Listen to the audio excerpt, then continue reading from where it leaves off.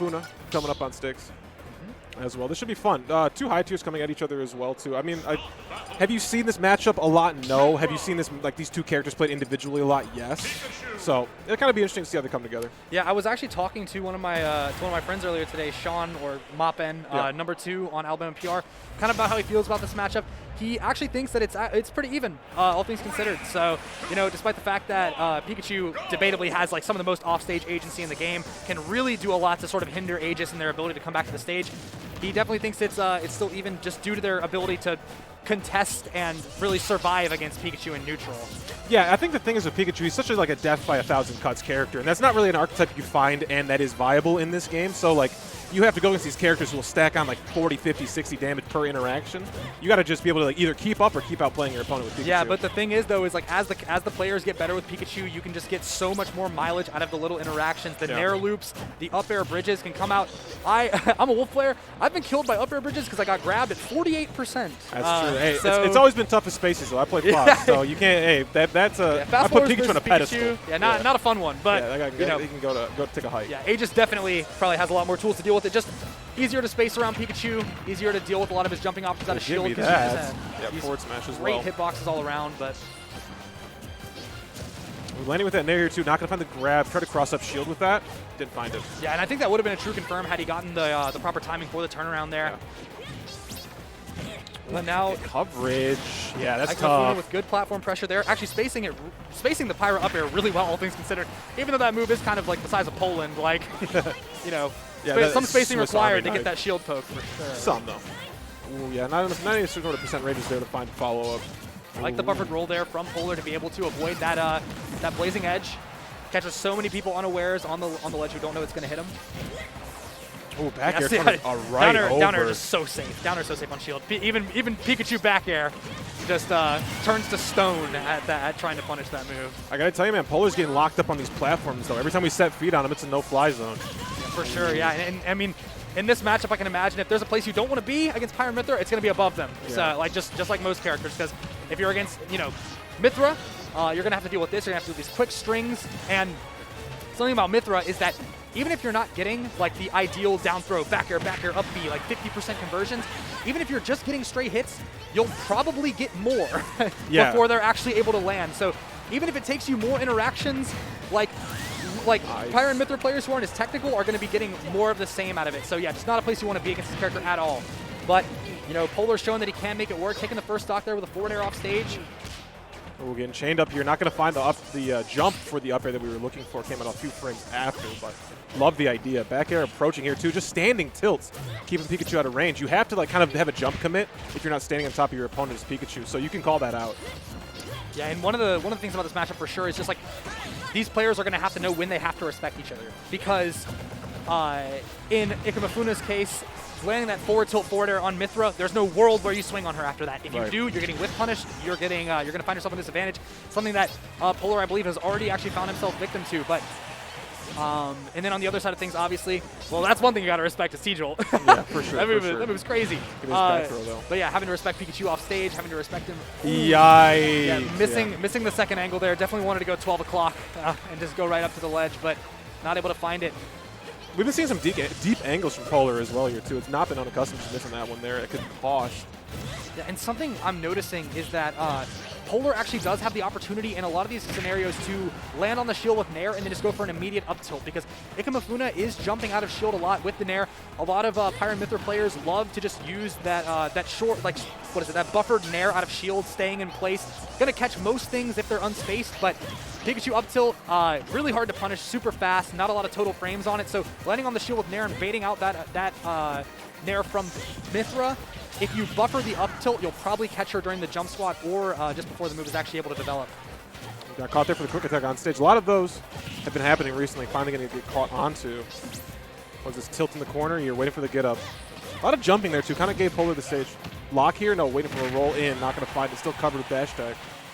And I have to say, something I've been seeing a lot from Ikemefuna is a really good ability to actually exacerbate Pikachu's disadvantage state, because Polar really hasn't been getting onto stage for free so far. Even they're trading with the first hit of the neutral B from Mythra. Up tilt, gonna go for the IDJ Nair. getting covered with these aerials too. You see Ikemefuna just throwing out these hitboxes, forcing Pikachu into the corner. Yeah, good presence of mind there from Yikes. Ikemefuna. No, he can't punish that forward air on shield. That should be, no, not quite yet. Yeah, the up throw definitely going to do it on the platform. Often a tool that people forget about Pikachu. That character has a vertical kill throw. Yeah. That's game design. Yeah, platform helping out a lot there as well, for sure, yeah. Typically it won't kill until like 180, but just, the prospect of him having it in the first place, that's wacky. Polar hitting those angles on that recovery. Again, it's been a part of the kit, just failed that one time. I'm loving the confidence here from Polar to just let the shield grab rip, because so many people see Pyra F tilt on their shield and they just completely resign themselves from any sort of punish. So yo, that jump out of shield so crazy after the down air. What are you doing? That nair pancaking actually just outside the range of Pyra up tilt. The only blind spot it has is right there at the beginning behind her where she's bringing the sword up. So really interesting hurtbox shifting from Polar to be able to survive these situations. Still definitely anyone's game, but 141% on him, and having to deal with Pyra ledge trapping might make things difficult. Ooh, these quick attacks high have been the so back air, that's good. For sure gonna be it. Yeah. Can't be in front of, can't be behind, can't be behind, can't be above or below Pyra Mythra. That is going to be a problem. I'm a proponent of like, man, people die to Pyra back air because they're DIing it wrong. Well, I might have to concede that one. Right, you right get there, you're one. just dead. Like, so hard to deal with. But yeah, Pyra back air, definitely an ambiguous move. Very similar in animation to that down air. So a lot of people getting mixed up, trying to DI in to avoid an up smash potentially, but then actually end up DIing completely wrong and just die off the top to that move.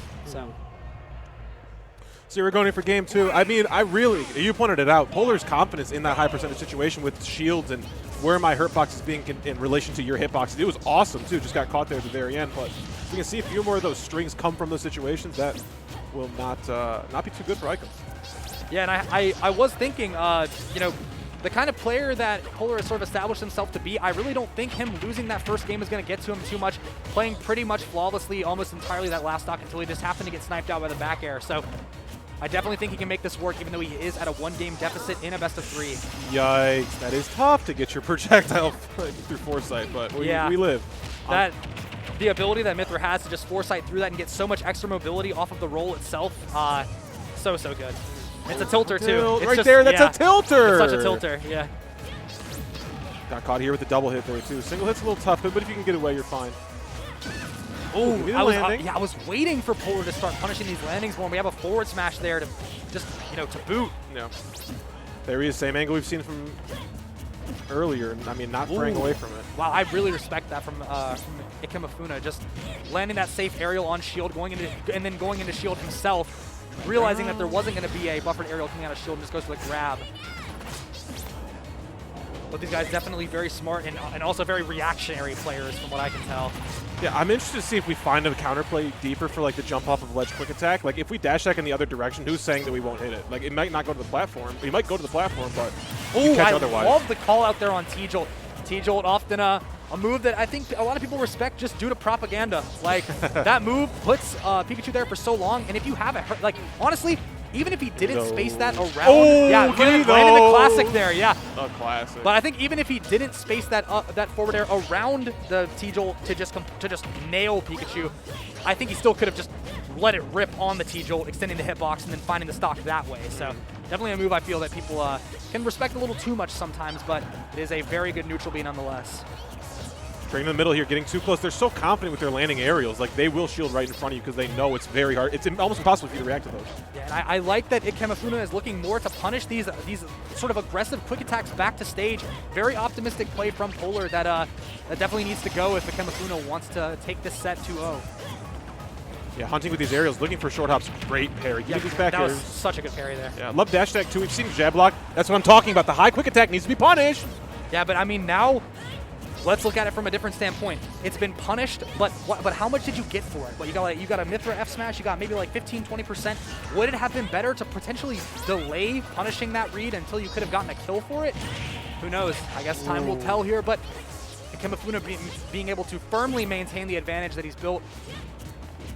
Yeah, no neutral get up from Polar this time. Definitely fearing that Pyra F tilt. That's so crazy. Barely getting that forward air in. With the dashing in, I like that. You see that hesitating with the movement on approach. I love the mind game they're playing now because Polar and Ikemefuna both know he's going to throw that T-Jolt, but jumping before it, fast falling before it. There's a lot of movement mix-ups you can implement to try and keep it a little ambiguous. Up throw, gonna go come for a out. follow-up DI here. read with the Thunder, gonna take that stock. Gotta respect it, gotta respect it.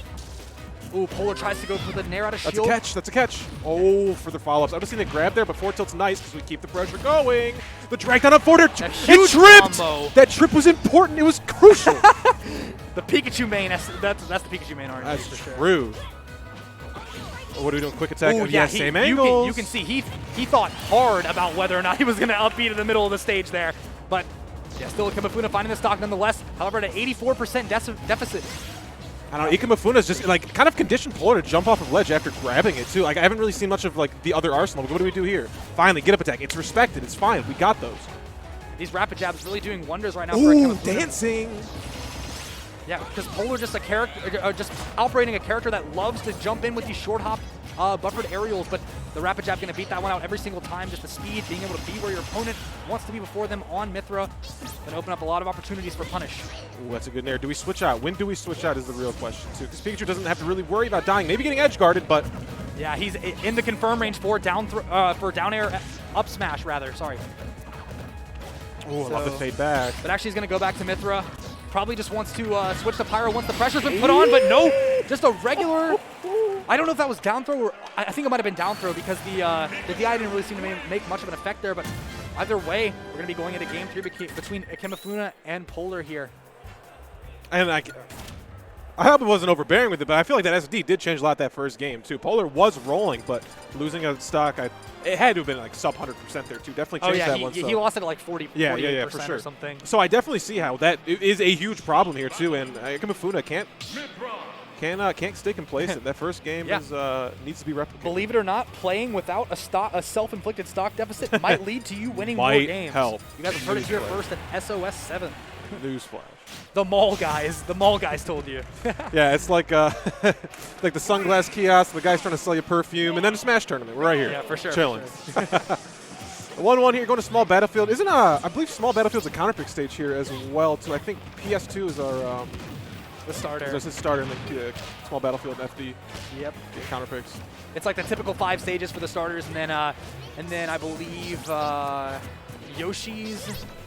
So it's PS2, Small Battlefield, Battlefield, FD, Town and City. Town and City, and Smashville, and then FD, Yoshi's, and Kalos, or FD, Yoshi's, and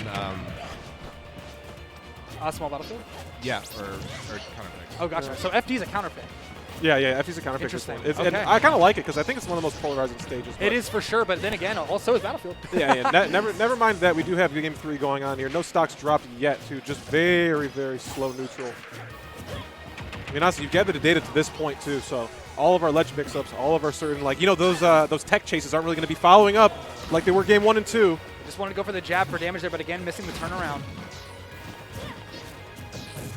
Oh, I love the down air there. The multi-hit mix-up on shield. Definitely something that could have worked if Ikemefuna wasn't just so disciplined in shield. Oh, getting caught again here, though. That's what I'm talking about. At this Got point, clonked. it's like, What? Yeah, no jump. Tough situation. Polar, hey, what goes around comes around, I guess. We'll take stocks early when we can find him.